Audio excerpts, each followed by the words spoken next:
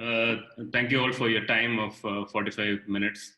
And for those of you who know central gravity, I know this 45 minutes is itself a massive stretch for us to manage our lives around, but we'll try and keep it to 45 minutes. Uh, so thank you for coming for this webinar. I really loathe calling it a webinar because now, like somebody's telling you, bleeding through your nose with webinars. But nevertheless, hopefully it's a kind of a conversational sharing session. Things that we have picked up along the way that we'll kind of share with you. I'm sure many of you have reflected on these questions. I see a lot of stalwarts here as well. I'm sure many of you have reflected on these questions as you worked in senior leadership positions to kind of deal with the idea of vision and values and so on and so forth.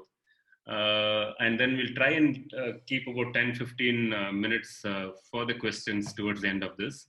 Like Bernard Shaw told that the single biggest problem in communication is the illusion that it took place. And so it's just as well that we kind of keep 10 minutes to figure out whether what I talked made sense and thoughts and opinions that you may have around that. Okay. Just to kind of start off, I think one of the questions, as I was reflecting on what to talk in this 45-minute session today, uh, I was kind of going through all the stuff on vision and reflecting upon all the work we've done on visioning engagements with various clients, both in India and outside.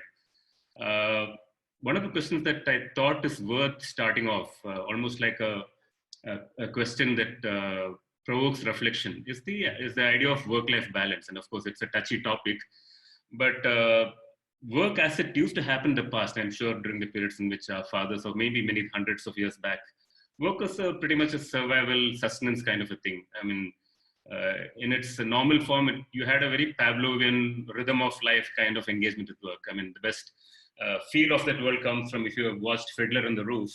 The first song when the movie starts off, Tevi, I think if his name's right, sings that song of tradition, right, where he talks of the butcher and the baker and the milkman and whatever, all those kind of fellows.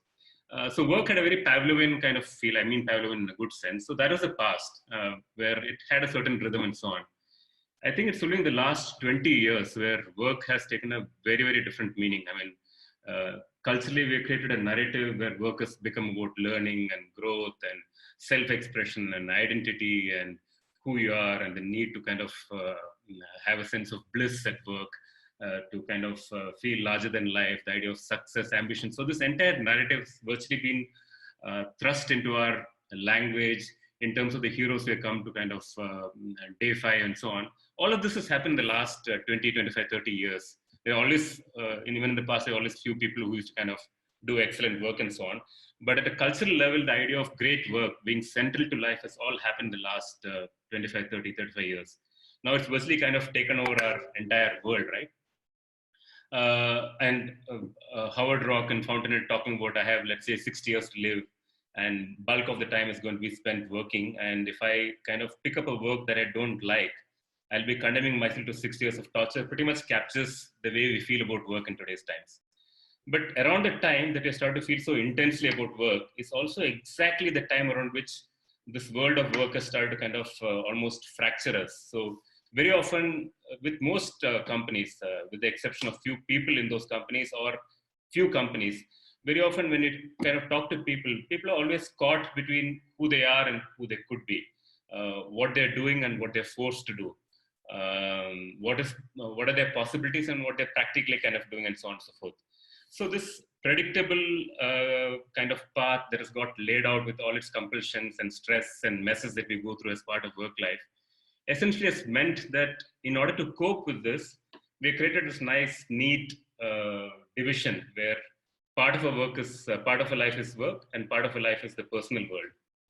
And we have kind of created these divisions in such a way that the work is all the not so happy, sometimes stressful, sometimes not well self-expressed, sometimes not joyous kind of a thing. And we have a few days of magic and so on. And the Sorry, personal life is where all the magic is happening. Rajesh. Yeah. Sorry, I'm just reminding you, if you were planning to share your screen, we can only see you on screen right Yeah, now. that's fine. That's fine. So, So all of this, this entire idea of work being this, the split between the work and the personal life has actually intensified. And with the exception of a few people or a few companies, I think some sets of people in a few companies, this divide has become fairly deep. Uh, and what it means is that all the human aspects of who we are as people, which is love and affection, generosity, help, the idea of feeling magical about things, wonder, all of this has been quietly pushed to the personal world. And a lot of it has been kind of, if you say, vacated from the world of work. Now, this is a curious situation because what it means is that the world of work is left with things like professionalism, a lack of vulnerability, being absolutely cautious about what you tell, pushing for growth at certain costs, pushing for success at certain costs. It has taken on this hue. And this fracture actually, it's a kind of, you really can't draw these lines, right? There's always a porosity between work and life, work, the professional and the personal spaces. There is always a porosity. Whatever you do really can't really kind of create these sandboxes and hope to get away. And this kind of a schizophrenic crack up, if you will, is at the heart of why we think we need to look at vision, purpose, and values in today's times. Because while it looks like it is something that we kind of engage with in the context of work and corporations and institutions, it actually is deeply connected to who we are. What do we do every day? What is the value of that work? How do we value what we bring to the party, and so on and so forth. So this split between work and personal life, and what has now got kind of vandalized into the idea of work-life balance. And actually what we're not looking at is balancing out the pain of work in the context of personal life. It's not that. It's almost like if you said work-life balance, you're talking about how do we balance out the multiple emotional needs that we have from our life. Some part of it which will get addressed by work, and some part of it which will get addressed by personal life and so on. So this cracked up in many ways is a good enough reason why I think we need to engage with the idea of values and purpose in today's times. I was reading a shocking report as part of this a bit of nosing around that is doing this for this session today. And I don't know how true it is, but I read a report by some counseling company which says that 1 out of 2 people in the workforce in India are having some kind of anxiety and depression related issues at work. And in no way we are keeping ourselves out of it. I'm sure we've all gone through these pressures at various points in time. I myself have gone through it at different points in time, even within COG, because we're kind of grappling with who are we, what are we doing this for, what's the purpose of all of this. But that fracture is an important reason as to why we should discuss the issue of values and purpose. Now, one of the most definitive pieces of thinking that has happened around the idea of vision was Built to Last. Built to Last is this very powerful bestseller which was written quite a while back. And great books are like movies, right? The blockbuster movies make sense at a certain context in our lives, at a certain period in history, because the content, of course, has to be very good. But like Lagan becomes hit because it comes at that point in time. It kind of, the context matches the content in many ways. So Built to Last comes to the world of management and institutions at a point in time where you had the world of In Search of Excellence and Tom Peters. It was followed up by a series of works by Michael Porter, which is the Competitive Advantage of Nations, Competitive Strategy, and so on and so forth. And in a few years, or maybe a year or so before Built to Last was launched, we had this book called Reengineering the Corporation. I'm sure some of you have read it. It's by these couple of guys called Michael Hammer and James Champy. Now, when Reengineering the Corporation got launched, the idea of dehumanization, many people attributed to that book the idea of dehumanization because it almost treated process at the heart of having revolutionary success. And these are kind of, I mean, you really can't kind of pigeonhole a book into that, but that many people took that as the essential outcome of the book. It is in this setting that Built to Last became a powerful bestseller. And in many ways, as we kind of started our own careers, apart from people like Charles Handy, who wrote this book called Hungry Spirit, which is a magical treatise on humanity at the workplace, a very sensitive engagement with capitalism as a thought. Built to Last is pretty much the first book that engaged with the idea of institutions from a very human-centered point of view. I mean, for those of us who read that book, the first time that you're reading stuff like, it's okay to be muddled in your head. I mean, there's something completely unnatural for corporate world, that bulk of the companies who are these masterful companies basically muddle through a whole lot of product categories. They're really never clear about what they wanted to do, till at some point in time, the idea of what they need to do revealed itself to them, kind of a thing. So the idea of vulnerability, lack of clarity, all Built to Last dealt with a lot of this. And that's the reason we felt very powerful about that book at that point in time. Now, in Built to Last, for those of you who may not be familiar with it, just as a quick primer, Built to Last essentially kind of talked about two things. One is what they told is the enduring things that a company always has to kind of engage with. There is no, it doesn't change with time. So those two things are essentially what they call as the core values and the core purpose. These are things that are there for eternity. And just because you happen to be born at a different point in time, maybe if you get into a different category, whatever it is, it doesn't change along with time. The second part of it, which they mentioned, was essentially what they called as the BHAG, which is a big, hairy, audacious goal. That could, of course, as is true and as the word represents, it could change every 5 years depending on how well you achieved those goals and so on. So the left-hand side part of it, which is the thing that stays on forever, which is the idea of core values and core purpose, is essentially the discussion for today. I'm not going to delve into core values because that's something that Dilip would kind of talk about in the next session when he's talking about how brands deal with crisis, and pretty much a part of that discussion would deal with values. But what I'm going to talk today about is the idea of core purpose. Now, Built to Last, when they kind of talked about core purpose, essentially the way they looked at their the entire thesis was that they took 18 companies and based on, again, a very human-centered way approach to research, which is a genetic twin studies kind of a model, which is that if there are twins and they're actually separated at birth and they're kind of taken away from their parents and they kind of go through life, and one twin becomes very successful or turns out to be the way he or she is, another twin turns out to be the way he or she becomes. The difference between the two became a basis for nature versus nurture study in a lot of psychological studies. So Collins and Porras, who wrote this book, pretty much used the same funda when they kind of thought of Built to Last. So essentially, in a lot of industries, 18 industries, they took the gold medalist or the star player in that category, one who had a brilliant run for many years despite a whole lot of ups and downs, who had great cumulative stock returns ratio.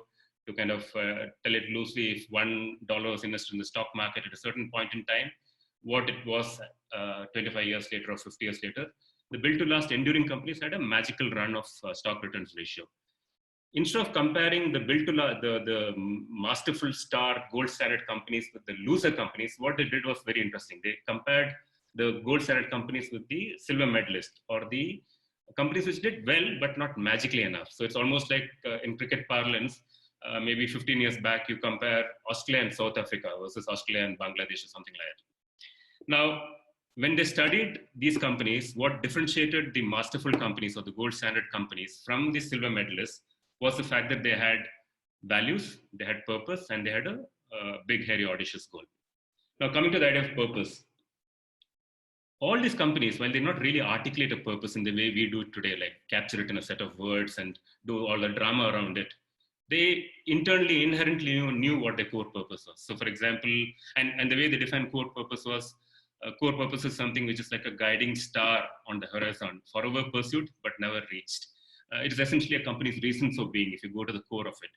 And some of the examples that they kind of brought to the fore when they discussed about core purpose was, for example, Walt Disney. The purpose of Walt Disney was to make people happy. Beautiful, simple, pithy way to capture the magic of that company, to make people happy. Or Merck was to preserve and improve human life. Or 3M was to solve unsolved problems innovatively, and so on and so forth. Now, the way they told that you should arrive at the purpose, and this is where some reflection needs to be arrived at, is that they told if you did a laddering approach, which is you ask the question 5 times why. That is, Walt Disney makes stuff like cartoon films or whatever, or a theme park. Why do they do it? And then you answer that question. Again, to that answer, you tell why do they do it? And if you asked 5 such whys, you pretty much come to what the core purpose of the company was. The other way in which they kind of propounded as a way to arrive at the core purpose was to tell, like an obituary technique, that if this company were to die, what really would the world lose? So through some way of answering these questions, the idea of what the core purpose of the company could be arrived at. Till now, all is fine. Now, a few years later, I think we started Center of Gravity, and I think it was 2007 or 8. And we got a kind of call from one of the ICICI group companies, their business process outsourcing division. And the job was actually to kind of do a vision and values exercise. Now, the idea of vision and values exercise itself is something to kind of reflect upon as words, because words are like bombs, right? They determine what we feel about things. So anyway, we kind of sat in our offices, and there's a guy called Balaji. He may be on this call. As you're reflecting on what to do, one easy option was to tell, let's do this vision and values exercise through the Build to Last framework. Yeah? Again, the word framework, right, in the context of values and purpose, looks ridiculous, but that's what we did in those days, saying, let's use this framework. We kind of sat around, tried to do something, and then at some point, Balaji asked us the question saying, you've done how many visioning work projects till now? So kind of a couple of us answered, maybe 25, 30, 35 odd projects. And he asked how many of them have actually worked. And we thought for a moment, and then we really couldn't place it because you're not in touch with those companies. But our guess was that maybe in 1 or 2 cases, if you're lucky, they worked. In most other cases, they remained as core purpose statements and not as core purpose. Now, what do we do then in a proposal? Eventually, we did go back to the company and tell that, I'm sorry, we have done a lot of visioning engagements, but nothing has worked really. So hopefully through your project, we'll figure out how to do visioning engagements and so on and so forth. And so then during that period, when we did this work for this ICICI group companies, when we came to think about why is it that Build to Last, despite being a really, really robust framework of arriving at visions, which is basis studying these 18 masterpiece companies, why is it not working?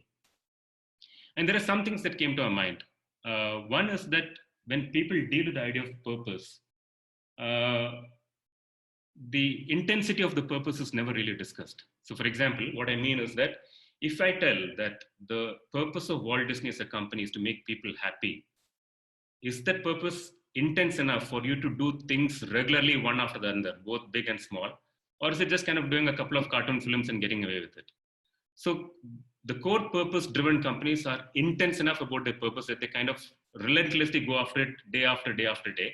But intensity is never really discussed as a part of purpose discussions. You just almost, you feel like if you crack the purpose line, pretty much the vision is ready.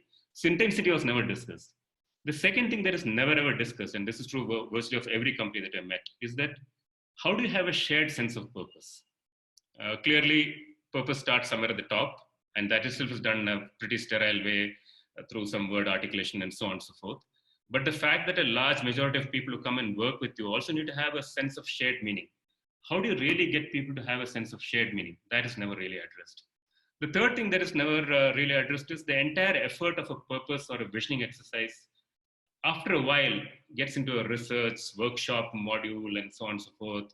And then eventually at some point, you kind of whittle it down to the words, and the wordplay becomes a big drama in this most visioning exercises, so on and so forth. And shockingly, in many cases, when we work with companies, the word that is used for visioning is let's cascade the vision and values. So once you arrive at the vision and values, there's a cascading process, whatever that means. Now, cascading, almost you feel like the vision and values are going to fall on your head. And it actually makes sense that the rest of the body, including the heart, really doesn't engage with the vision. So this cascading the vision, so this entire language around vision pretty much is completely messed. So to kind of summarize, the intensity of the purpose is not really discussed. The idea of how it can be shared and a sense of shared emotional strength and vigor is never created around the purpose. The fact that the entire emphasis of a purpose statement is all on the articulation and never on the feelings. The fact that when we kind of discuss purpose, there's this general sense of cynicism about how eventually everybody wants to make money, and so what's the big deal, and so on and so forth. So a lot of kind of stuff around this. So the question always therefore comes to saying that how do you really kind of address this problem, which is that people don't have a sense of intensity, they don't have a sense of shared feelings, they don't necessarily kind of focus on the feelings, and they kind of get stuck in the words. And this entire language of cascading the vision and values all become the drama of this world. Now, when it comes to purpose, before I kind of come back to how we feel like we kind of addressed some parts of it in the recent projects that are now the last 3 to 4 years, how do people arrive at purpose? You have a generation of companies which are started by founders, This is the first way by which companies are at purpose. A generation of companies started by founders, where the founders feel really deeply with purpose because they have, if you say, a kind of a personal experience, either a deep negative experience or a deep positive experience, and then they manifest that into a company format. So, for example, Airbnb is a brilliant example of it. Joe Gebbia has this beautiful TED talk where he talks about how one day outside his house there's a yard sale going on, because he's just kind of thrown all the stuff outside his house, and somebody comes to pick up a piece that he has thrown out onto the lawns for a sale. And he kind of strikes a conversation with them, and eventually they go out for a beer.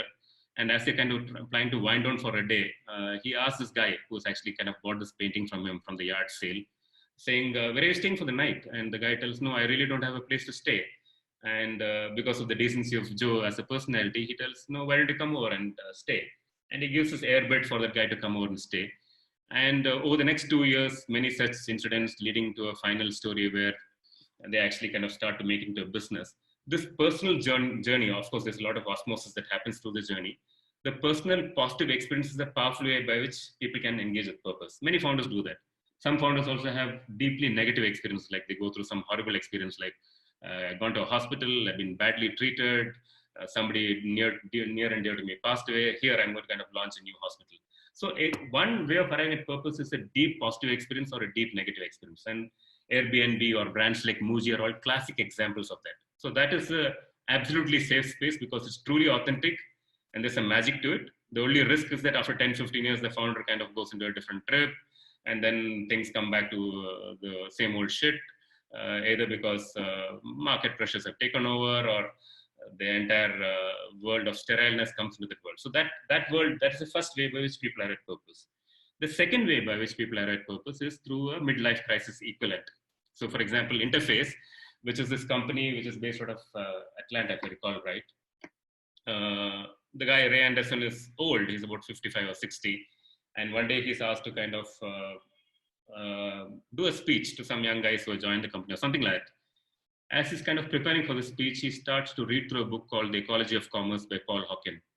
And as he reads the book, he has this epiphany, which is that, what the hell are we doing? I mean, we're just creating a mess on the earth. We're just basically screwing up the entire earth. We are just not sustainable enough. We are doing what he called as an intergenerational tyranny of destroying the future to kind of manage the present. So out of that epiphany and a deep sense of shame and embarrassment, he creates the second version of Interface, which is to kind of go down the path of sustainable PVC carpets or linoleum, whatever you call that as.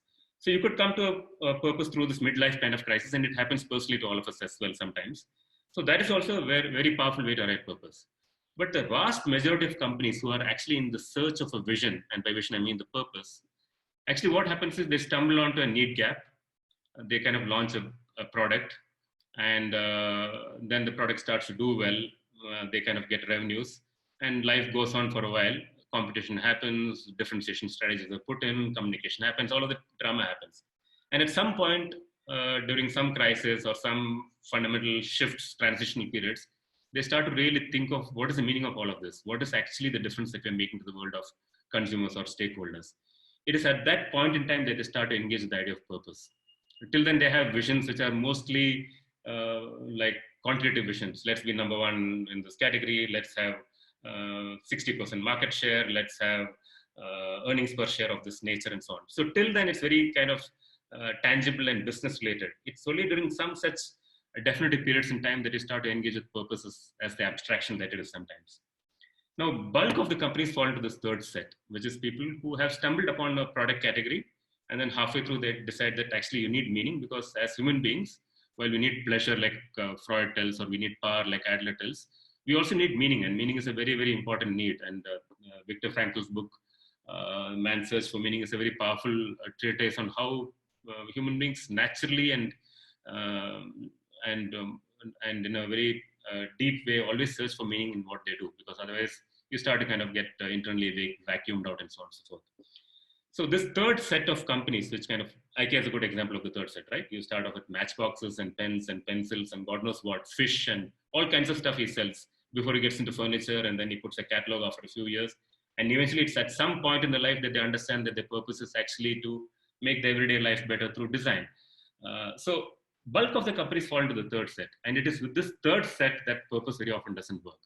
That you go into this sterile language, it becomes mired in corporate politics and bureaucracy, it gets into the world of articulation versus feeling and so on and so forth.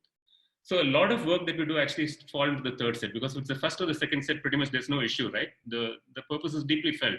Then the only question is how well through stories those founders can communicate it. And Brian Chesky's, or was it Brian Chesky? Yeah, Brian Chesky's letter when he retrenched 1,950 odd people a few days back is a classic example of how even a retrenchment or a pink slip letter can be based on a deep sense of purpose, which is essentially the idea of belonging. Now, in the third set, in order to address the issue of intensity, of the need to have a shared space, of it to be authentic and consistent, of it to kind of feel like you really are kind of engaging the emotion rather than the words of it, is where we used to get stuck, and one of the reasons why we felt like purpose statements don't work. About a few years back, and Manan is on this call as well, and he was a client at that point in time, we are engaged by one of India's largest conglomerates to do a visioning strategy, visioning work for their entry into the real estate sector. By this time, we've already been dealing with this mess of vision and values and purpose and how exactly to make it work and so on and so forth. And we get this brief, we kind of do the customer understanding work, we come to the final workshop, and we come to the point at which we have to do the visioning exercise. And for some reason on that day, we decided to kind of do it differently because we're feeling like, how do we get the team here to emotionally connect with this? How do you ensure that it doesn't become a framework or a build to last principles and practices or some such nonsense like that? So what we do is we actually gather this entire senior leadership of 15, 20 people, including the CEO and the presidents of the company. It's at a farmhouse in Alibag. Make them sit on the floor, ask them to close their eyes, and we go on this partially reflective, partially harking back to the magical memories and experiences kind of a story. Now, what do we do? This is a company that kind of wanted to be India's or possibly the world's most consumer-centric real estate company. And instead of worrying about the category, we tell, let's go to the source of the category and let's get people to kind of talk or express their deepest emotions around this source category. So for example, the source of real estate is obviously the feeling of home. The source of fashion could be identity. The source of a workwear brand could be work itself. The source of a piece of luggage could be travel. So rather than have conversations around purpose which comes from the category, we told, let's look at the source category, which is travel or work or identity or home or whatever that be. And let's evoke a rich discussion around it. So for about 2.5 hours that night, sitting on the floor, closing our eyes, we attempted to actually kind of have a deep discussion around people's most powerful experiences around the source. So it started off like it's true in a lot of corporate settings, there's a bit of discomfort. People are really not sure how much to expose or kind of talk about their past, whether you can kind of have a crackle in your voice, whether you can really kind of be emotional. So there is this mild sense of awkwardness at the start. But if it's done with the sanctity that it deserves, if it's done with the authenticity and the honesty that it deserves, these kind of sacred spaces deserve, there is a point in time at which somebody just opens up. And somebody did open up. And the stories that came out over the next 2.5 hours were magical stories. And not the stories of the magic of their homes, maybe very often the childhood homes, but you also got powerful stories around the pain that people had gone through, about the poignancy of some of their life events that happened in the home. Simple, beautiful stuff like the mother's anklets and how it is a deep comforting factor as they were sitting on the floor and doing their homework as they were very young. The sparrows that had put a nest behind the photo frame of a god, and how every year during the Saraswati Puja, the father used to kind of get up, take the photo frames away, ensure that the nest is cleaned up and the entire place cleaned up and the nest put back exactly. So a lot of magical stories happen. And of course, as you're doing this conversation, a deep emotional engagement happens with the idea of home, which is the source category. So you could do it around travel also. I mean, if you're doing a work for, say, Louis Vuitton or some random travel brand or an airline brand or whatever it is, you could deeply engage with travel as a source myth. And you would have a lot of powerful experiences that come from there. Having gone through this for about 2.5 hours, there is a point at which people have forgotten India's most customer-centric real estate company. Floor space, FSIs, 3 bedroom, 3 BHK, 2 BHK, price per square foot, they all kind of push to the background. And somewhere between listening to similar stories from consumer worlds, which is essentially the area, the world to which you want to make a difference, and intersecting that with the truth of these same emotions in your life, you start to develop a womb, a common emotional womb from where you feel the power of what you're doing. And the entire idea of purpose actually in many ways is to actually create a sense of contribution, right? It's not, a purpose is no longer about business. It is what is the magical difference or a sense of contribution that you want to make to the world. So as you did this, and people came out with all kinds of stuff, I really don't remember it, but it was just really beautiful because somebody had written a small poem, somebody had just written 2 or 3 words, somebody had kind of drawn out some stuff. We collected all of that. Now that set of 25, 30 pictures and words and poems is essentially the feeling. Capturing that into one line is the articulation. And very often when you confuse the articulation for the feeling is when the mess happens. So if you really did a wall of all of these things that came out on that day, that essentially is the vision, right? The purpose of why people want to be in that business. The one line that it got captured into, and I don't even remember what that line was, that really is not important to bring back the idea of beauty and connectedness back into home. That's not the line, but let's assume it was one such line. That line really doesn't mean anything till we develop a personal relationship. Now, what is happening through this entire journey of 2.5 hours, where you kind of deeply connect to the source, and Clotaire Rappel's book on the culture code is really something that is worth reading, on how deep memory and experiences happen. And very often they happen in childhood, and how inquiry into that pulls out very powerful emotional chords. So the articulation, like I told you, actually happened later on, but it's not about that line that came up. That line was powerful because people had imbued that line with meaning. Secondly, because it's done among the 25, 30 odd people who were there in that room and pretty much were the first employees of that company, including the CEO, you had a sense of shared meaning. It is not the cascading that we talked about, that somebody decided the purpose, it was put into one line in a workshop or these boardrooms with this nonsensical phallic tables, and then you kind of dump it on somebody, and then you have this all the band baja barat with the ads and the communication and the flyers and the buntings and town hall session nonsense kind of thing that happens. A sense of shared feeling was created at that point in time. Importantly, the reason why they are planning to be in that business, even though they are a conglomerate, and very often in conglomerates, it so happens that all of business is a game of finances and how to make money work better and better. A deeper relationship gets created with the idea of home.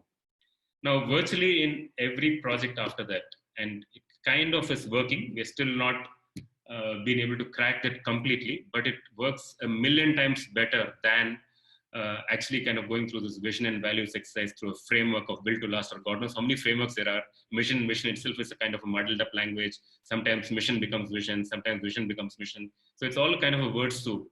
But as against that framework based approach to a vision, if you really actually went down the path of having created this common boom, an emotional core from where you emerge with all your feelings, and then you kind of do the job of articulating it into line for the analysts and whatever stuff that happens later on. That is the way by which you start to kind of address the issue of intensity, of authenticity, of it not being about articulation, but about feelings, and of people having a shared sense of meaning in that. Now, we've done this over the last few years, and I remember we've done it for Asian Paints as well recently, and there are a few people from Asian Paints on this call as well for something that we're doing a couple of years back. We're still kind of experimenting with how to make it powerful. There may be emotional journeys sitting in a circle, holding their hands, closing their eyes, and going on this journey. There could be physical journeys as well to a place which is kind of like a womb kind of feel it has.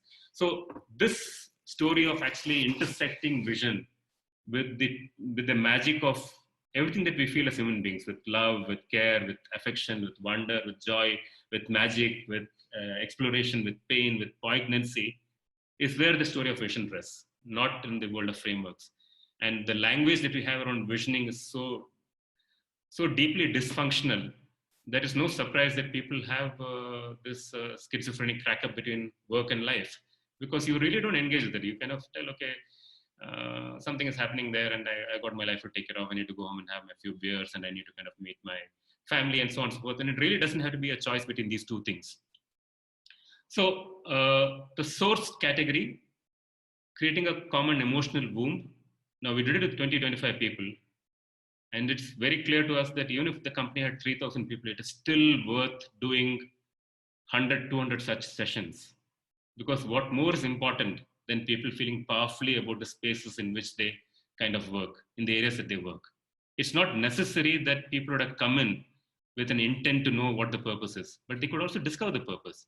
When I listened to Joe Gebbia's story of this home in Uruguay, where these two people, if I remember right, Javier and Alejandra, it's an Airbnb kind of a home, and somebody goes to stay there, and they have the person has a heart attack, and eventually the family comes out.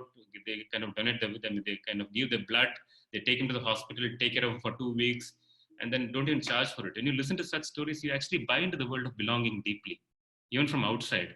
Surely people from inside will be able to make a connection.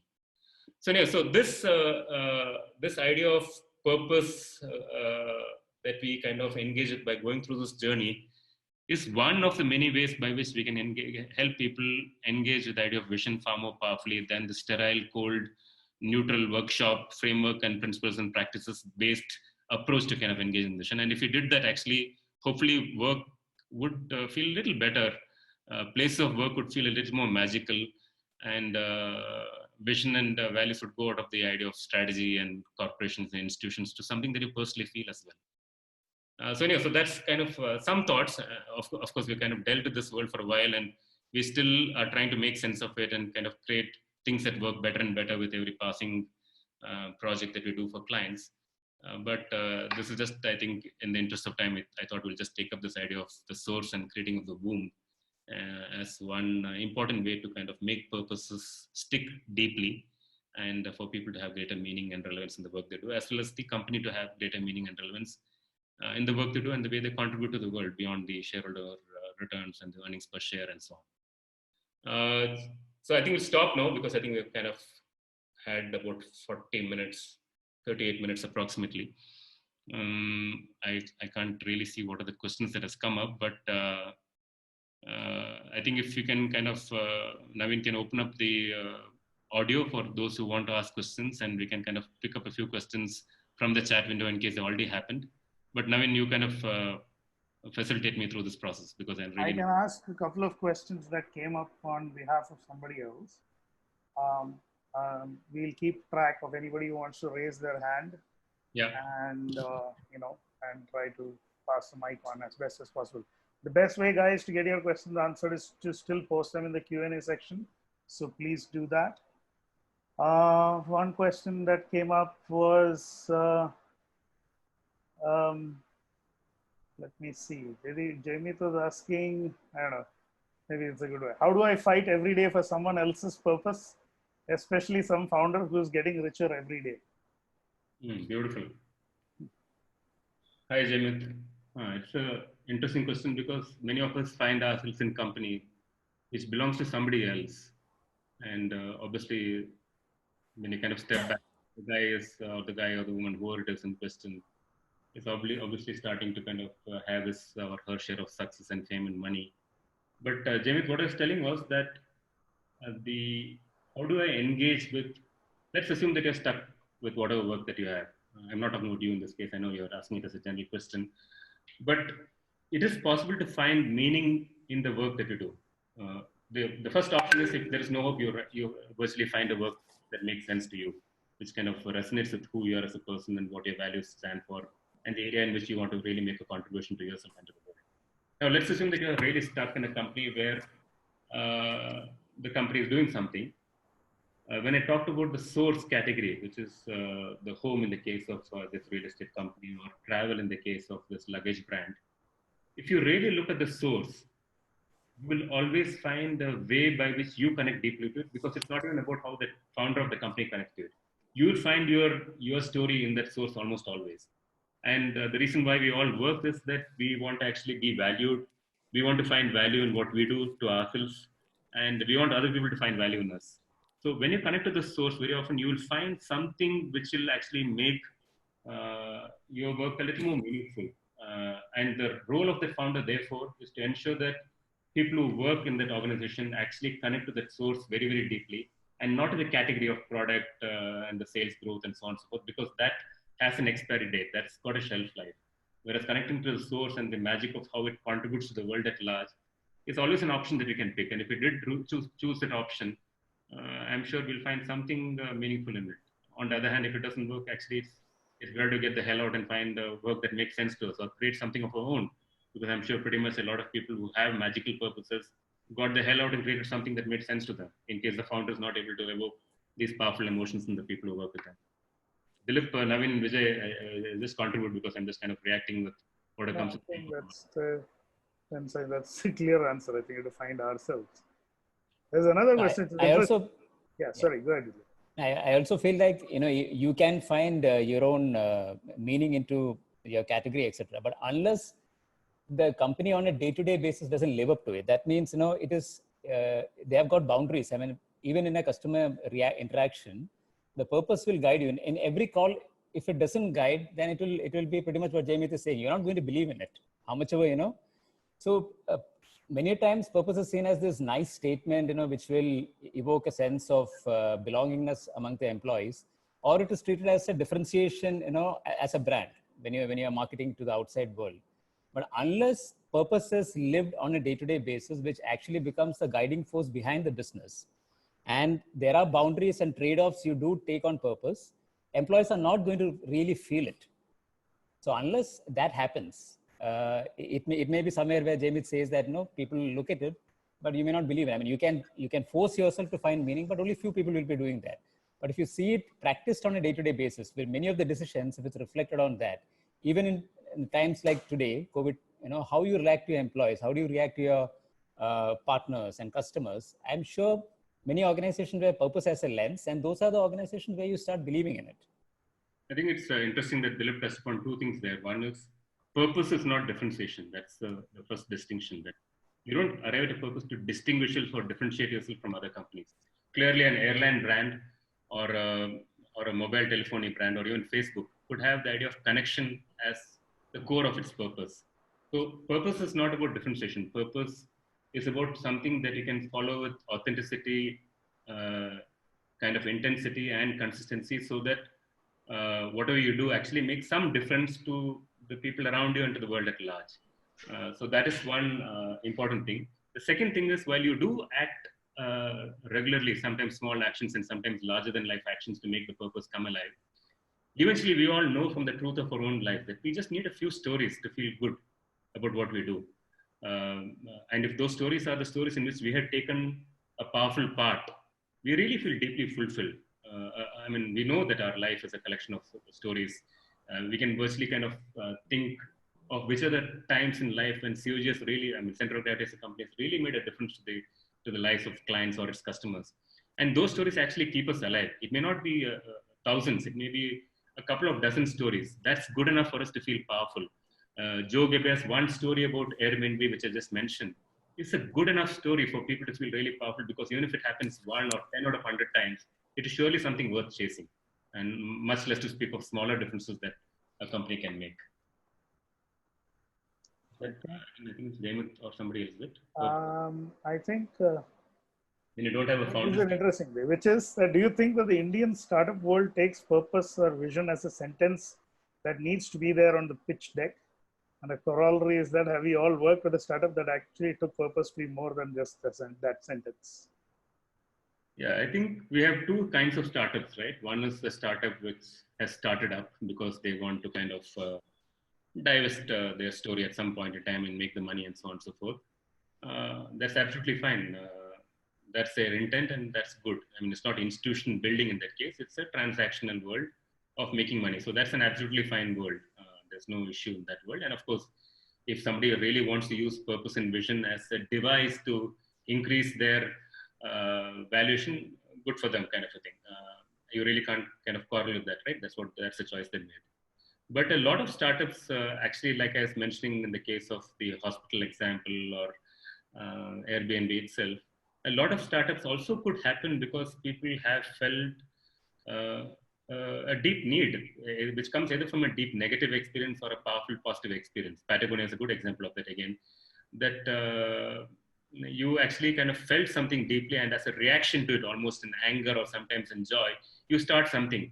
Those companies don't have to go through any articulation, any visioning frameworks and so on. The purpose already exists in those companies. It's more for the person to capture the magic and keep communicating it and keep buying, ensuring that people, like the conversation that James just had, ensure that people connect back to the source regularly and not to his personal take on it, is an important job for it. The second world, of course, we have worked with a couple of them, the startups who are in it for the valuation. That's a very clear objective. You can't really have a judgment on that. That's what they do. And that's the only question is, do you use vision as a tool to make the numbers? That's the call that they have to take, really. And what is not a purpose? What is not a purpose? Like if you articulate, I don't know if the person is posted, and I don't know the name of the individual. If they want to answer this live, you can just raise your hand and maybe clarify the question. What is not a purpose? Anything that doesn't, I mean, if something's got an expiry date, it's not a purpose. Like, for example, the idea of making somebody happy doesn't have a shelf life or expiry date. You could do it 1,000 years from now. The idea of preserving and improving human life, there is really no expiry date or shelf date on that. You could do it forever, right? So that is one way by which you distinguish what is a purpose and what is not a purpose. The second way to understand purpose is that while it is rooted in a category in some way, it can't be divorced completely from a category. It comes from the truth of a category, which is why I told the idea of the source. Equally, it has a sense of powerful contribution to the world at large.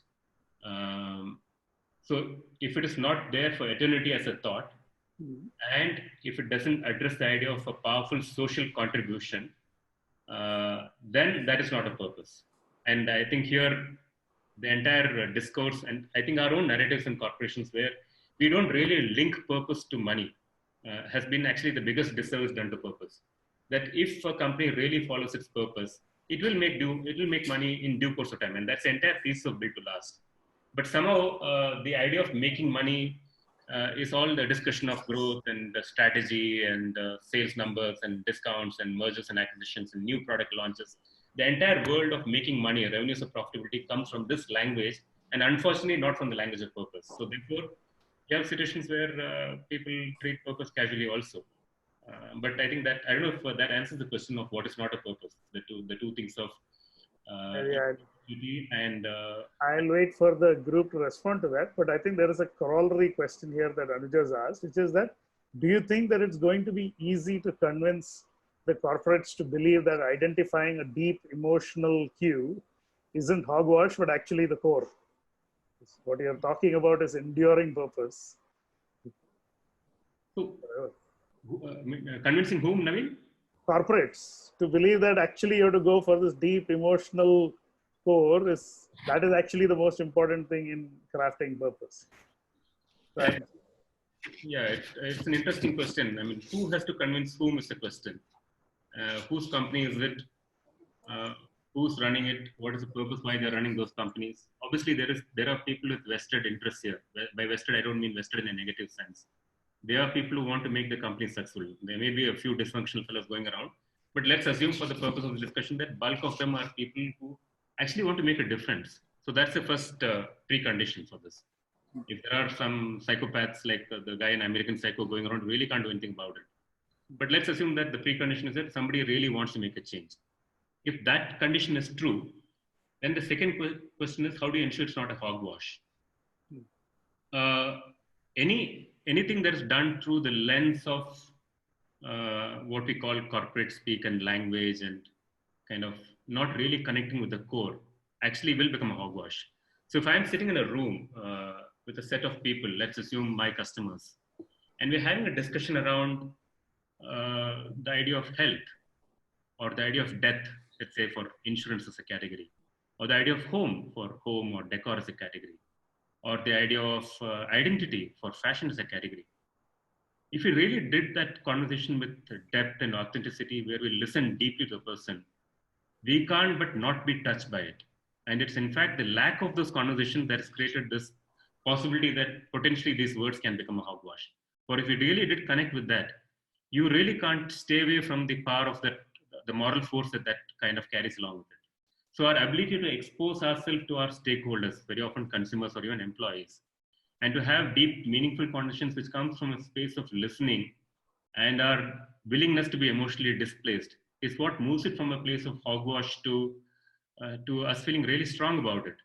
And that always happens actually in some way or the other. We virtually have dozens of stories of that happening actually. Much fewer stories of people are cynical about it. The cynical story happens because there is this fragmentation of consciousness, right? You don't meet the customer, you don't meet your employees, you don't talk to them, you don't meet society at large, and then you're kind of sitting in your office and you're trying to think of what to do, and that's where cynicism starts. If you meet people, you will be touched. If you understand them, listen to them, figure out their fears, desires, hopes, and anxieties, I think a fractional percentage would not be touched. And if they're touched, anything that comes from that world, purpose or goals, they'll all be kind of powerful and would never be hogwash. So there is an I interest. remember when I kind of mentioned the idea of fragmentation of consciousness. Yeah. Scott Peck wrote this book called The Road Less Traveled. And he talked about how when the decision, I think, I don't remember it exactly. I think I'm just kind of loosely talking around it.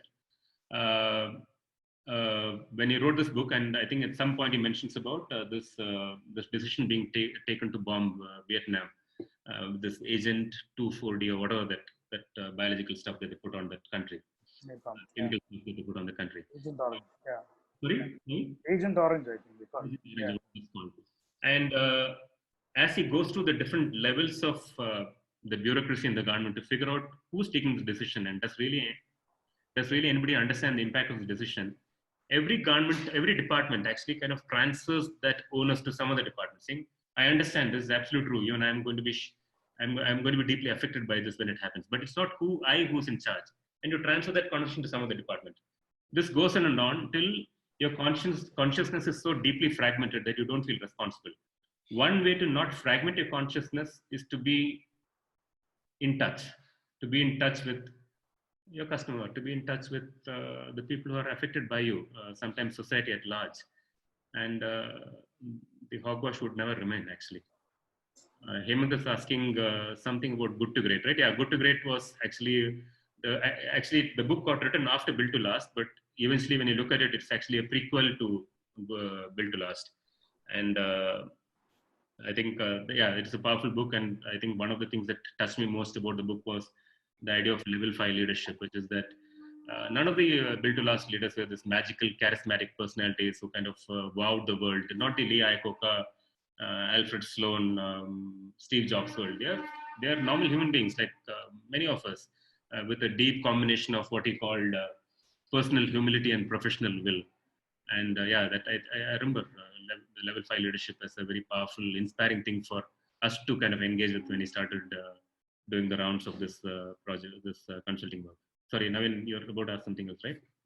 Yeah, I'm saying this is like I'm kind of picking it up from threads of conversation happening in the chat, and I think a specific question also. But I think there is an idea of having personal purpose. Is there a purpose that an employee can have for themselves? So you're the middle management or in the middle of the company. Can an employee identify purpose when the company culture actually isn't purpose driven? So it could be done as a team leader, not necessarily as the founder or a senior executive. Absolutely. That's also the partial answer to the question that Jamie kind of posed on behalf of the group, which is that you can find meaning in anything actually. And if you don't find meaning in something, it's better to move the hell out, because the schizophrenic crack-up is just not worth it. So you could have a company not necessarily having a purpose, but somebody just decides to be a small island of magic. And we've seen this within companies, right? Everything looks dark and dreary and dull, but there is some lunatic in some corner actually deciding that things are fine, and the teams under him are absolutely doing, or her are doing absolutely great, and they're having a good time.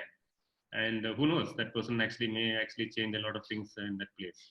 Equally, if the company has a great purpose and if your personal purpose is in beautiful alignment, that's the best case scenario. The eternal idea of the fact that the ocean is contained in the drop, or vice versa. It's a great way to look at purpose, where the personal world and the institutional world intersect beautifully. I'm just looking to see there are more questions, but I think we touched upon various aspects of it. I think this is a nice one. Ashish Ray has asked whether like values, it's an opinion saying the values need to be sustained, but purpose alters with business needs, maybe in the medium term. And sometimes decisions are immediate, in which case, how do leaders sustain, commonality, congruence across all time and across all these intermediary changes? Would you buy that? That only values are eternal, but purpose alters? Yeah, values, I think, Ashish, you're right. Values are eternal, and it's something that you discover. It's not something that you index. You could index values, but then it requires a lot of almost a penance kind of a thing to actually internalize that values, and it takes long periods of time. Purpose, on the assumption that you kind of stick with one broad category, purpose is really, really long lasting. In fact, one of the most definitive units of strategy. Purpose changing, for example, if you're working in a certain industry and you've kind of identified the thing that really touches you in a deep, powerful way, actually is fairly enduring. You can have some versions of it in terms of how you alter the language of it, because some other part of the purpose has revealed itself to you during the course of the work and during the course of the history of the company. But purpose by nature is enduring because, and of course, you're kind of switching industries. Like you decide that you're currently an airline and you're going to go down the path of making refrigerators or something like that. And that does happen in some companies, right? But if you're by and large within a broadly defined category or an industry in which you operate, purpose should last out, and it's fairly enduring in its nature. Like I told, a lot of purpose reveals itself. It's not like you search for purpose. It reveals itself through the life journey of you in that company and the life journey of the company itself. And therefore, you could kind of, at some point, tell, actually, there's something else more magical in this purpose that touches me far more deeply. So let's relook at that. So you could mildly alter this thing here and there. But yeah, I mean, what can change is, of course, the goal that is set out to do for 5 years or 10 years. So, for example, if Walmart tells that I'm going to be X billion-dollar company, and you finish that goal in about 10 years' time, you could revisit the goal. Or if Komatsu tells that let's encircle Caterpillar as a strategy for the next 25 years, in fact, 25 or 30 years or something like that they put down, that goal obviously would change after that period of time because you end up achieving it. Purpose is a little more long-lasting unit of strategy, but I'm sure you have something, some thoughts around it which may be valid and worth considering. But in the way we know it, it is if you stick with that industry and that category by and large, and that source, purpose should last out for whatever is an understandable period of time. It's surely not something which is ephemeral. It's far more enduring. Yeah, I think that covers the broad spectrum of most questions. I think Monica has an interesting question, which is I'm trying to capture it. It's wordy. But most organizations begin with the idea of solving a problem, and that becomes the impetus for the whole model. But do you think that an appreciation of just what that problem is and its dedication to solve it is drive enough to rally people? But what she's saying that doesn't mean like it's audacious goal, but it would be a humbler goal like providing people, let's say, affordable housing. Absolutely. I mean, I think, yeah, it's a beautiful question because I think from our vantage point, we should not risk judging people's endeavors, how much of small or how much of large they are. It really doesn't matter. As long as I am deeply touched by it and I'm making a difference, even if it's to a universe of 10 people, it is a purpose actually in my heart. I mean, if you're given affordable housing to 15 people or 100 people, it's a powerful purpose. And if you've got a set of 5 people in a company who deeply believe in that, that's like a beautiful thing. Why should it touch a million people? I'm sure millions of small businesses do this day in and day out. I mean, we really would never know about it because they are not talked of in business books.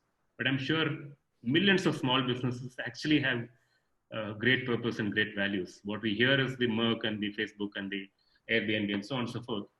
But we all know that we had personally powerful experiences with a hole-in-the-wall hotel that we go to, with a random grocery store next to our house, with an idli shop somewhere in our locality. All kinds of businesses are there. And if you make a difference in that world, it is actually beautiful, actually. I mean, I think they are the entities, and that's the kind of purpose that we really should deify and make it heroic, because virtually they are the millions of small worlds that hold our emotional spirit intact and kind of give us the joy, right? Millions of small interactions that you have with people and so on, with two people, one person and so on. So I think, yeah, any purpose is fine as long as it's authentic and the people who you work with actually kind of feel the magic of it and feel like they're really actually making a decent contribution. I mean, I always think of this, and we always have a chat within Center of Gravity as well, saying that when you say we are human-centered strategy, we work with what? We have done some 150, 200 projects across 25, 30 companies, thereabouts. Who knows? I mean, 20 companies, 25 companies. It's really not something that the entire world knows of Center of Gravity or something like that. But I think the test of it is that do we really believe in it? Can you stand up for this on a limb and fight with clients and not take clients who actually don't believe in this world and whatever? I mean, there is a set of actions that we need to take day in and day out, consistent with it. And if done so, I think it's powerful. Any small purpose is worth it. There's nothing like a large purpose or a grander purpose. This is actually more of a factual question, but I think this pertains to the real estate example you shared. How was the 25, 30 images or words collected, made into a statement? Was that done by the team? I assume this would be the internal team, or was it done by an agency? No. So there is this idea of the, what do you call it? Yeah? Socratic discourse, is it? This is like an emotional Socratic discourse where through a facilitation of a conversation, people start talking, and as they're talking, what they're talking starts to make sense to it because that's true. So we are facilitating that conversation. And at some point, once they've kind of marinated themselves in that emotional world or that womb that I called, somebody could just take a piece of pen and paper and scribble out some stuff. A small poem. I remember, Manan will remember somebody who did this in that session. I'm sure Manan himself did something of that nature as well. Somebody just kind of talked it out and we just kind of captured it. So again, like I was telling that it was not a formal session. It was a session where you emotionally exploded, and we just don't want to do anything that kind of interrupted that sacred space. So some people wrote, some people just talked, and I think one of us quietly in the background quickly made some small notes without it becoming a big deal. Some people, I think, I don't know, somebody drew something or something, I don't know. But I remember beautiful words like this, the theater of my life, and small stories. So at the end of it, many people had written down on some sheets that they torn away from some random book on the back of some book. And that itself is magical. When you look back at that and you see all those torn sheets and so on, those torn sheets actually captured the emotional depth of what they went through that night. It really captures that moment, right? Those 2.5 hours. So, I mean, really, there's no figures and diagrams that were used to kind of facilitate it. It was just like I told, an explosion. I'm sure there are better ways to do it, and I completely kind of understand where you're getting at. I'm sure there are a million ways to do it. There are surely better ways to do it. But whatever way we do, I think that the key principle is how do you preserve the authenticity of the movement? How do you not infiltrate that movement with the need to kind of use some technique or use some whatever, like a tool or a trick of the trade or something like that. Let's not infiltrate that movement at all. Let's keep it what it is. And people have already been imbued in that moment, right? Next day morning when they sit down and write on a single line, that line already captures the soul, regardless of whether we have gone and pulled out a piece of what they captured the previous night. But like I told, this is still work in progress. We've done this in the case of about maybe 5 or 10 projects after that. One thing as recent as November of last year with a brand out of Sri Lanka. And it works. We know it kind of works. It works far better than what we used to do in the past in terms of frameworks.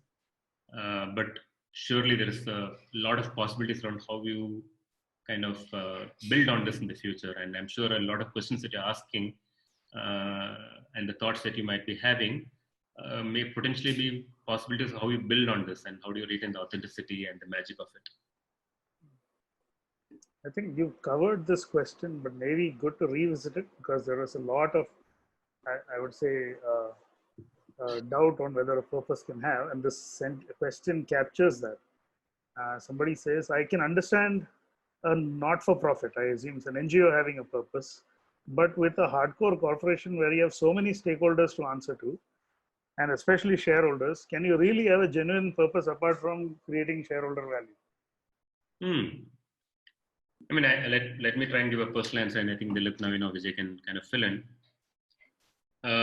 Center of gravity kind of, not all of us, but quite a few of us have a mild left of center leaning, for whatever reason. And I think through the early years of our corporate life, we are fairly cynical of corporations in general, saying that, okay, kuch bhi paisa bana raha hai, kind of thing. So we obviously carried that, some of us, not all of us again. I just don't want to kind of talk on behalf of other people. That's unfair because we are a diverse group with our own views and opinions. Some of us carried that mild hostile feeling that we had about the world of corporations into the starting lives at Center of Gravity. And of course, we went and worked with a ton of NGOs. I mean, we worked with God knows how many NGOs in the area of rural development, in the area of water, in the area of sanitation, hygiene, God knows, non-pesticide food, whatever, ABCD. And it occurred to us at some point in time that the nature of human beings is true, whether it is in an NGO setup or in a corporate setup. The fact that if you are an NGO doesn't mean that you always have a grand purpose and you're really, really kind of deeply engaged with the purpose. There are magical NGOs, without doubt. Equally, there are a set of NGOs who ask us to do projects just to kind of finish budgets. So you find all kinds of characters, right? The same is true of corporations as well, that on the face of it, corporations looks like an economic entity with the sole idea of increasing shareholder wealth. But there are human beings in those corporations. They are spending a bulk of their working life. They are normal people with their thoughts and their emotions and feelings. They do really want to make a change. And the understanding or the stereotype that corporations, the work that corporations do is not necessarily worthy of being seen through the lens of a social contribution is in itself a fallacy or a flaw that we came to realize at some point in time. Again, when I say we, some of us. So for example, if you did a work with a petroleum company and through that work, a few million customers who are being cheated because the petrol is being adulterated actually ended up getting pure fuel. That's a powerful act of social contribution. There's absolutely nothing wrong in that. So, and I remember one of the guys who used to work with in the past talking about how, I think, I don't know whether this is what Buddha told, but at least he told us that one of the principles of Buddhism, which is that commerce is a magical social activity as well. It's not like just social activity is social. So I think the stereotype that companies work, the work that companies do or corporations do is not social, is not necessarily true. I'm sure there are a lot of companies who do it purely for economic purposes, and we know such companies as well. But I don't think it's a social versus an NGO versus a company debate, because there are brilliant people, brilliant human beings, people who want to really make a difference on both sides of the spectrum. And as part of the NGO world, we ourselves know, we ourselves know that we are the same people who use the petrol and drive our cars around and whatever, yeah. We do all of that. We can't ourselves have a schizophrenic crack up saying that, no. Of course, I can understand if somebody is Sogyal Rinpoche and is writing a book on the Tibetan book of living and dead or something like that. I can understand that world. The rest of us all actually kind of trying to find meaning through work. And that happens in the case of brands, products, and things that you do to actually get people to wash hands and so on and so forth. They all coexist together, because we all coexist with that in our house, in our lives together. So I really kind of, but it's a question that at Center of Gravity we continuously run into. Every 2 or 3 years we get into this mess and we have endless discussions. We let go of clients, and I'm sure there are a couple of us here who may have known those stories as well. Very, very prestigious projects and so on and so forth. We just let go of it because we're not come to a conclusion. I'm sure Monica will remember some of these stories as well. We go into this endless debate forever saying, this is fair, this is fine, this is what something would do and so on. But actually in a step back, everybody wants to make a change. Everybody wants to make a difference. And you can pretty much create the difference to anything through most product categories, because we all use those products. It can be just in a positioning that you take in communication itself to kind of have a more healthier view of how you kind of communicate something. It can be something as basic as that, right down to the product that you create, to the offices that you run, to the way in which you treat your partners, to the way in which you kind of engage with the society at large, to the way in which you make things sustainable. And of many brands that kind of are deeply inspiring. Patagonia is deeply inspiring. Airbnb is deeply inspiring because we all travel. We are explorers. We all travel. That's a primordial need. There's no getting away from that world. And how beautiful is it to actually walk into some random home, stay there, and really belong. I stayed in many Airbnb homes across different countries, and you really think what a beautiful thought. I wish we had come up with this thought actually. So yeah, it's something, but it's something to reflect upon regularly, so that at no point uh, we are left with a situation where we are kind of creating this purely as an economic engine, and we don't find a sense of contribution in our own lives, because that's when meaning gets depleted. In this entire world of logotherapy that Viktor Frankl talks about, which is healing through meaning, corporations can become spaces of that. As much as NGOs can become spaces of being, some NGOs, there are a lot of brilliant NGOs, like I told, we worked with many of them who are absolutely magical.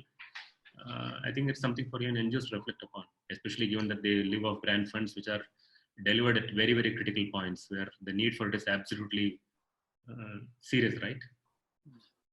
Okay, I think we are stretching over, so I'm going to pick one last question. Apologies to those people whose questions didn't get answered, but I think we covered big ground. This is, I think, at least topical, so I think we end on this. The idea of purpose in creating some sort of magic, having an emotional core, etc., makes sense when you are trying to build a timeless brand, which many clients are willing to stand behind right now. But in a time like this, when some brands are struggling to even survive, what are your thoughts on how they should balance the idea of purpose or emotional core with the far more basic need to just survive? Yeah, I think there may not be a contradiction. Hmm. I think the pursuit of something long term is not necessarily in in opposites to pursuing something that is immediate, because there really is. I mean, if there is not going to be the immediate, there's not going to be the future as well. But I think it's more the understanding that we need to regularly engage with the purpose. Of course, I'm sure many of these companies did make some segues and did something expedite at different points in time and so on and so forth, just to kind of ensure that the fires keep burning and so on. I'm sure that has happened. I'm sure that's going to happen in the next couple of few months. Some of them may take short-term measures that actually dovetail beautifully with the long-term world. Some of them may actually take short-term measures that help them survive, and that itself may open up a window which you don't know where that road will lead to. But these are not necessarily opposites. It's possible to think of and keep the purpose always at the back of the mind. You're really not keeping it at the back of the mind, right? You already believe it, so it's kind of within you. So really not kind of, it's like an emotional operating system. It's not an event that happens, right? So the purpose is almost like an emotional operating system that's there in the background. So then if you did chase something in the short term, I think it should be fine, because that operating system is already in the background. And if there is there's a crack up between what you're doing and what that operating system is there in the background, you will kind of readjust quickly. I think as long as the purpose gets in and it becomes an emotional operating system in the background, it's absolutely fine to do short-term stuff, because if there is a crack up, it will show up in the discomfort that you feel within, in the way in which you kind of engage with the short-term act itself. But I think, not to sound ridiculous and impractical, there is a role for doing things that help you survive yourself, especially if it's deeply survival question. But equally, you can do it with the confidence that if that operating system works in the background, whatever you do in the short term is also fine. It really will never go off the rails. I mean, of course, and of course, you're not planning anything in the long term. If you are just a mask maker who kind of came into the business during the COVID period and you're planning to disappear after that, you could pretty much sell anything as a mask. I'm sure many people are doing that. But that I think that's not the subject of the conversation. I guess when you ask the question, I'm sure you kind of not intend that those kind of transient fly-by-night operators. Anybody who's in it for any reasonable length of time, may not be 100 years, but even if it's for 5 years or 10 years or 15 years, like small companies like us, and I'm sure many of you over here, just keep the emotional operating system by and large within, and that is itself a process of marinating in that world or feeling deeply about things, so that it quietly kind of filters in and stays there. And it's not something that you have to really kind of think about actively, but all your actions somehow seem consistent with it, even the short-term actions. I mean, I think as I'm kind of responding to all of these questions, I think what we are always re-emphasizing that is that these are just points of view, right? They are the schools of thought, and I'm sure there are multiple schools of thought possible. It is just that we believe in this school of thought, and I'm sure something that you feel is not necessarily true, or it doesn't ring true in you, I'm sure has got validity as well. And I think that's something for you to nurture and see where it leads to. But some of these basic human principles, I think, by and large, should work. Okay. I think we have extended our time yet again, but it was a very lively conversation. Thank you to everybody for your questions and your support for sticking to us. I hope people are comfortable with the time change. We made the time change from the last webinar to accommodate our friends in other countries who have been being forced to come in the middle of the night to sign up for this. So I hope this 6:30 time frame works in future for every one of us. The next two webinars are going to be at 6:30 in any case. But if you're okay with it, just mention that in your comments, or give us a shout out. But thanks, Rajesh. Thank you, everyone, for attending the session. Thanks a lot. And for the questions, especially the questions, they were great. I think we covered a lot of ground here today. And thank you for the support. Looking forward to seeing you all in the next session.